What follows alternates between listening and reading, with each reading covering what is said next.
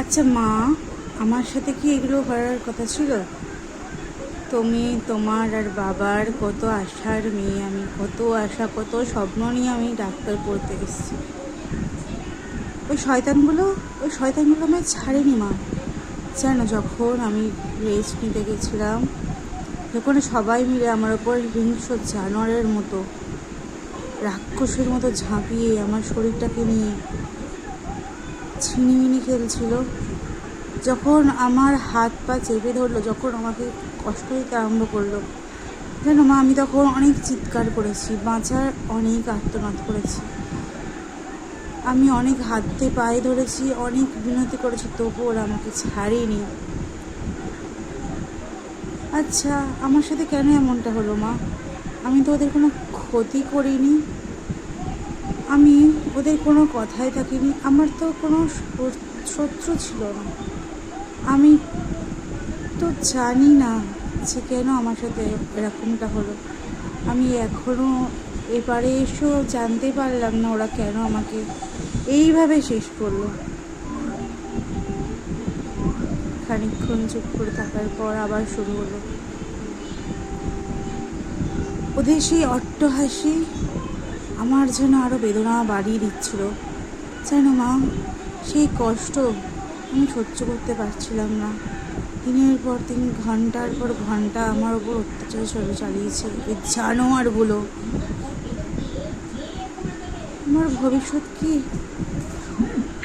এভাবেই ছিল শেষ হওয়া?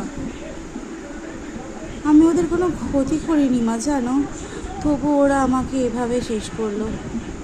আজকে হয়তো রাজ্যে মিছিল, অনেক কিছু হচ্ছে। আজকে আমার মৃত্যুকে ঘিরে অনেকে অনেক পোস্ট করছে, অনেকে অনেক ওড়াচ্ছে, অনেকে অনেক কথা বলছে, কিন্তু সত্যিটা কি সেটা তো আমি ছাড়া আর ওই রুমটা ছাড়া কেউ কেউ জানে না, আর ওই জানোয়ারগুলো ছাড়া। হয়তো সবাই কিছুটা ঠিক বলছে, কিন্তু পুরোটাকে ঠিক বলছে? যে আমার সাথে কি কি হয়েছে একমাত্র আমি ছাড়া আর কেউ জানে না মা। ওই ঘরটা যদি কথা বলতে পারতো, হয়তো বলতে পারতো যে কি কি হয়েছিল আমার সাথে।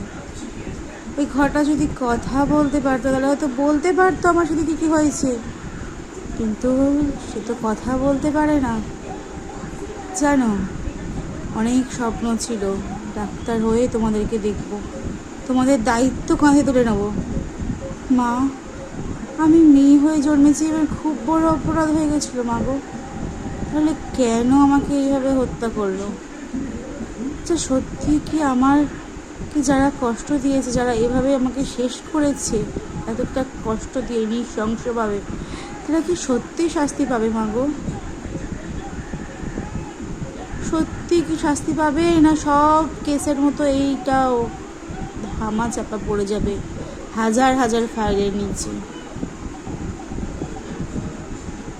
তোমরা কেউ ছেড়ে দিও না। আজকে আমার সাথে হয়েছে, কাল তোমাদের কারোর সাথে হবে। আর হতে দিও না মেয়েদের এইভাবে অপমান।